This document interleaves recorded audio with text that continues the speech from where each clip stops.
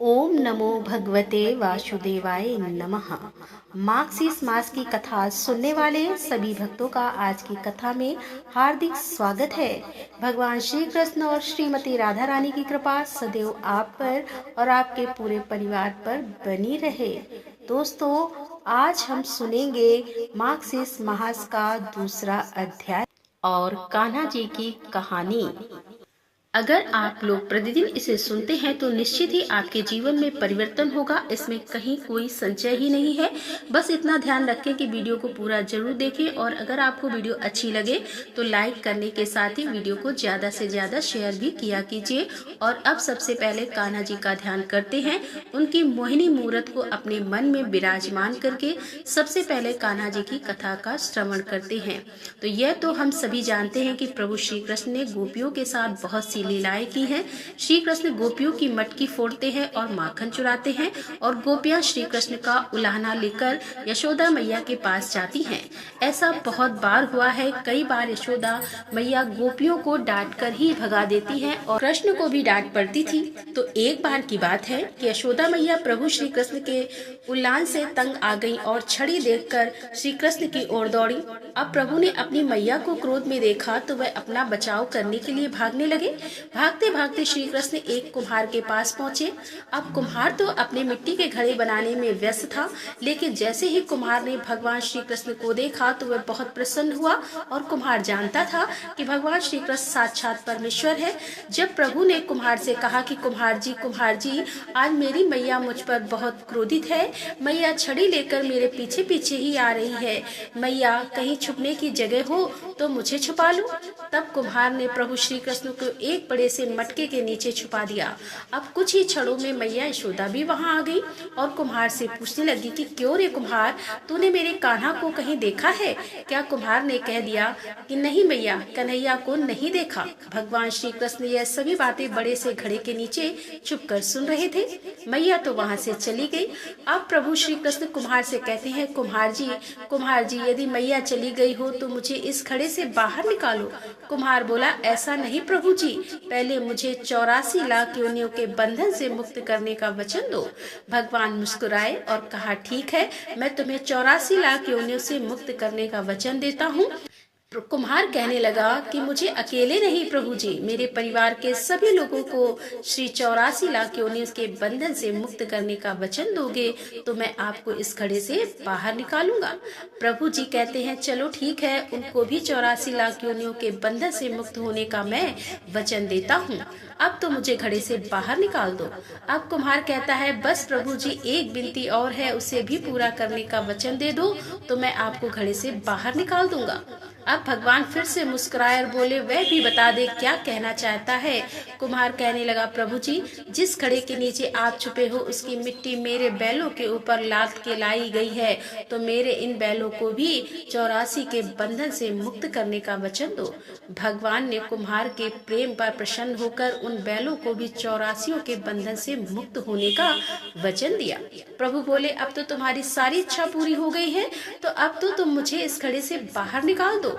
तब कुम्हार कहता है कि अभी नहीं भगवान, बस एक अंतिम इच्छा और है, उसे भी पूरा कर दीजिए, फिर मैं आपके घड़े से बाहर निकाल दूंगा। तब प्रभु श्री कृष्ण ने कहा, बताओ तुम्हारी अंतिम इच्छा क्या है। कुम्हार ने कहा कि जो भी प्राणी हम दोनों के बीच के इस संवाद को सुनेगा उसे भी आप 84 लाख की योनियों के बंधन से मुक्त करोगे। बस ये वचन दे दो तो मैं आपको इस घड़े से बाहर निकाल दूंगा। कुम्हार की प्रेम भरी बातों को सुनकर भगवान श्री कृष्ण बहुत प्रसन्न हुए और कुम्हार की इस इच्छा को भी पूरा करने का वचन दिया। फिर कुम्हार ने बाल श्री कृष्ण को घड़े से बाहर निकाल दिया, उनके चरणों से साष्टांग प्रणाम किया। प्रभु श्री कृष्ण के चरण धोए और चरणामृत लिया और पूरे घर में, पूरी झोपड़ी में चरणामृत का छिड़काव किया और प्रभु जी के गले लगकर इतना रोए कि प्रभु में ही विलीन हो गए। अब जरा विचार कीजिए कि जो बाल श्री कृष्ण 7 कोस लंबे चौड़े गोवर्धन पर्वत को अपनी इतनी उंगली पर उठा सकते हैं तो क्या वह एक घड़ा नहीं उठा सकते थे? लेकिन बिना प्रेम रीझे नहीं नटवर नंद किशोर। कोई कितना भी यज्ञ करे, कोई कितने भी अनुष्ठान करे, कितना भी दान करे, कितनी भी भक्ति करे, लेकिन जब तक मन में प्राणी मात्र के लिए प्रेम नहीं होगा, प्रभु श्री कृष्ण मिल नहीं सकते। इसीलिए चराचर जगत में जो भी प्राणी है सबसे प्रेम करना चाहिए, क्योंकि छोटी सी चींटी हो या बड़ा सा हाथी, हर जीव में ईश्वर का उतना ही कण विद्वान है। और अगर इस कहानी को हम ध्यान से सुने तो एक चीज बहुत स्पष्ट रूप से समझ में आती है कि कुम्हार चाहता तो प्रभु से बहुत कुछ मांग सकता था, दौलत, शोहरत, नाम, यह सब कुछ, लेकिन उसने प्रभु से मांगा 84 के चक्कर से मुक्ति का वरदान, क्योंकि बाकी सभी चीजें नश्वर हैं, यथार्थ शाश्वत सत्य है प्रभु में मिलन। और जब प्रभु से मांग रहे हैं तो फिर छोटी छोटी चीजें क्या सीधे प्रभु से मिलन क्यों ना मांग ले। और जब एक बार प्रभु की कृपा हो जाएगी तो बाकी सभी चीजें तो वैसे भी प्रभु दे देंगे। इसीलिए प्रभु से प्रभु की भक्ति ही मांगी जाए, बाकी सभी चीजें उनकी कृपा पर छोड़ दी जाए। इस विषय में आपके क्या विचार हैं? कमेंट बॉक्स में जरूर बताइए। प्रेम से बोलिए ठाकुर जी की जय। जगदानंदम कारकम मुक्ति मुक्ति प्रदम वंदे माधवम भक्त वत्सल। सूत जी कहते हैं, जो संपूर्ण जगत को आनंद प्रदान करने वाले तथा भोग और मोक्ष देने वाले हैं, उन लक्ष्मीपति भक्त वत्सल देव की नंदन श्री कृष्ण को मैं प्रणाम करता हूँ। एक समय की बात है कि श्वेत दीप देवादिदेव भगवान रमाकांत सुख से विराजमान थे। उस समय ब्रह्मा जी उन्होंने नमस्कार करके पूछा कि हे ऋषिकेश, आप संपूर्ण जगत को धारण करने वाले हैं, आपके नामों का श्रवण और कीर्तन परम पवित्र है। आपने पहले यह कहा है कि मार्गशीर्ष नाम मार्गशीर्ष सोहम, अर्थात महीनों में मैं मार्गशीर्ष मास हूँ, अतः उस महीने का महात्म्य क्या है यह मैं यथार्थ रूप से जानना चाहता हूँ। श्री भगवान बोले कि हे ब्राह्मण, जो कोई पुण्य करने वाले मेरे भक्त हैं उन्हें मार्गशीर्ष मास का व्रत अवश्य करना चाहिए, क्योंकि यह मेरी प्राप्ति कराने वाला है। हे ब्राह्मण, मार्गशीर्ष मास मुझे सदैव बहुत प्रिय है। जो मनुष्य प्रातः काल उठकर मार्गशीर्ष मास में विधि पूर्वक स्नान करता है, उस पर संतुष्ट होकर मैं अपने आप को भी उसे समर्पित कर देता हूँ। इस विषय में इस इतिहास का उदाहरण दिया करते हैं। इस पृथ्वी पर महात्मा नंदम गोप सर्वस्त्र विख्यात थे। उनके रमणीय गोकुल में 100 गोपी कन्याएं भी थी। उनका चित्त मेरे स्वरूप में ही लग गया था। तब मैंने उन्हें मार्गशीर्ष मास में स्नान करने की सलाह दी। उन्होंने उस समय प्रतिदिन प्रातः काल विधि पूर्वक स्नान और पूजन किया, हविष्य भोजन किया और अपने इष्ट देव को नमस्कार किया। इस प्रकार विधि पूर्वक व्रत पालन करने से मैं उन पर बहुत प्रसन्न हुआ और वरदान के रूप में मैंने अपने आप को ही उनको अर्पित कर दिया। अतः सब लोगों को मार्गशीर्ष व्रत की विधि का पालन अवश्य करना चाहिए। रात्रि के अंत में शयन से उठकर विधि पूर्वक आचमन करके अपने गुरु को नमस्कार करें तथा आलस छोड़कर मेरा चिंतन करें। भक्ति पूर्वक सहस्त्र नामों का पाठ एवं नित्य कर्मों से निर्मित होकर दंत धावन पूर्वक स्नान करें। स्नान की विधि इस प्रकार है। तुलसी के जड़ की मिट्टी को उसके पत्र के साथ हाथ में लेकर मूल मंत्र ओम नमो नारायणाय नमः अथवा गायत्री मंत्र के द्वारा अभिमंत्रित करें। मंत्र से ही उस मृतिका को अर्थात मिट्टी को अपने अंगों में लगावें और जल में प्रवेश करके अमर्ष स्नान करें। विद्वान पुरुष उच्च अष्टा मंत्र से ही तीर्थ की कल्पना करें। मतलब जो भक्त घर में ही स्नान कर रहे हैं उन्हें अपने मन में ध्यान करना चाहिए इस मंत्र के द्वारा कि वह किसी पवित्र नदी में स्नान कर रहे हैं या किसी तीर्थ स्थल में स्नान कर रहे हैं। इस प्रकार का मन में ध्यान करना चाहिए। और भगवान विष्णु का मूल मंत्र क्या होता है? ओम नमो नारायणाय, ओम नमो नारायणाय। यह है भगवान विष्णु का अष्टा मंत्र, जिसे मूल मंत्र कहा जाता है। और स्नान करते समय माँ गंगा से इस प्रकार से प्रार्थना कीजिए कि हे गंगे, तुम भगवान विष्णु के चरणों से प्रकट हुई हो, इसीलिए वैष्णवी हो। श्री विष्णु ही तुम्हारे देवता हैं। तुम जन्म से लेकर मृत्यु पर्यंत सभी पापों से मेरी रक्षा करो।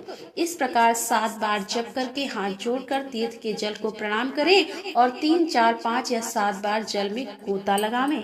इसके बाद फिर से तुलसी की जड़ की मिट्टी को हाथ में लेकर उसे अभिमंत्रित करें। फिर मिट्टी को अभिमंत्रित करने के लिए अपने हाथ में लेकर इस प्रकार से प्रार्थना करें कि हे वसुधरे, तुम्हारे ऊपर अश्व और रथ चलते हैं। भगवान विष्णु ने तुम्हें अपने पंगोड लिया। तुम्हें सैकड़ों भुजाओं वाले 12 व्रतधारी भगवान विष्णु ने ऐरावत के जल से ऊपर निकला। तुम्हें नमस्कार है। इस प्रकार स्नान स्नान करके विधि पूर्वक आचमन करें और जलाशय के किनारे आकर 2 शुद्ध वस्त्र धारण करें। तत्पश्चात पुनः आचमन करें। देवताओं, पितरों तथा ऋषियों का तर्पण करने के बाद खोले हुए वस्त्र को निचोड़ तदंतर पुनः आचमन करके धौत वस्त्र से अपने आप को आच्छादित करके तीर्थ की शुद्धि मिट्टी को हाथ में लेकर और ओम नमो नारायणाय मूल मंत्र जो है उसी मंत्र से अभिमंत्रित करके उसके द्वारा वैष्णव पुरुष ललाट आदि अंगों में ऊर्ध्वपूर्ण धारण करे। ललाट में तिलक लगाते समय केशवाय नमः कहकर भगवान के केशव का चिंतन करे। इसी प्रकार उदर में नारायण, वक्षस्थल में माधव, कंडगूप में गोविंद, दाहिनी कुक्षी विष्णु, दाहिनी भुजा में मधुसूदन, कानों में मूल भाग में त्रिविक्रम, वाम पार्श्व भाग में वामन, बाई भुजा में श्रीधर, पीठ में और पद्म नाभ, गर्दन के पीछे दामोदर और मस्तक में भगवान वासुदेव का न्यास एवं चिंतन करें। इस प्रकार भगवान विष्णु के सालोक्य की सिद्धि के लिए नित्य ऊर्ध्व पुंड धारण करना चाहिए। अच्छा, ऊर्ध्व पुंड मतलब बहुत से भक्त हैं जो कि समझ नहीं पा रहे होंगे, तो मैं आपको बता दूं, जो भगवान विष्णु का तिलक होता है उसे ऊर्ध्व पुंड कहा जाता है, जो कि ललाट के बीचों बीच ऊपर की तरफ करके और तिलक किया जाता है। और जैसे कि भगवान शिव का जो तिलक हम लगाते हैं त्रिपुंड कहा जाता है, उसे उसी प्रकार से विष्णु तिलक को ऊर्ध्व पुंड कहा जाता है। भगवान श्री कृष्ण ब्रह्मा जी से आगे कहते हैं कि ब्राह्मण जो भक्त द्वारका की मिट्टी को हाथ में लेकर उससे प्रतिदिन अपने ललाट में ऊर्ध्व पुंड करता है, उसके द्वारा किए जाने वाले सत्कर्मों का फल कोटि गुना हो जाता है। ललाट में गोपी चंदन का तिलक करने से मनुष्य अपने कर्मों का अच्छा फल पाता है। जो ब्राह्मण गोपी चंदन का सुंदर ऊर्ध्व पुंड प्रतिदिन अपने ललाट में धारण करता है वह मेरे धाम में स्थित होता है और मैं लक्ष्मी जी के साथ उस घर में सदैव निवास करता हूँ। मृत्यु काल में जिसकी भुजाओं में, ललाट में, हृदय में और मस्तक में गोपी चंदन लगा होता है वह मुझ लक्ष्मीपति के लोक में जाता है। जिसके ललाट में गोपी चंदन विद्यमान है उसका मेरे प्रभाव से ग्रह, राक्षस या पिशाच, नाग और भूत आदि पीड़ा नहीं देते। हे चतुरानन, मेरा प्रिय करने के लिए तथा अपने कल्याण और रक्षा के लिए मेरा भक्ति प्रतिदिन सायकाल और प्रातः काल मेरी पूजा और होम में एकाग्रचित होकर ऊर्ध्व पुंड धारण करे। ऊर्ध्व पुंड संसार बंधन का नाश करने वाला है। ओम क्रीम कृष्णाय नमः। तो दोस्तों, ये थी आज की कथा। कथा कैसी लगी? यदि कथा पसंद आई हो तो वीडियो को लाइक शेयर अवश्य कीजिए और हमारे चैनल पर यदि आप पहली बार आ रहे हैं तो हमारे चैनल को सब्सक्राइब कर लीजिए। मिलते हैं अगले वीडियो के साथ, तब तक के लिए राधे राधे, जय श्री कृष्णा, हर हर महादेव, जय भोलेनाथ की।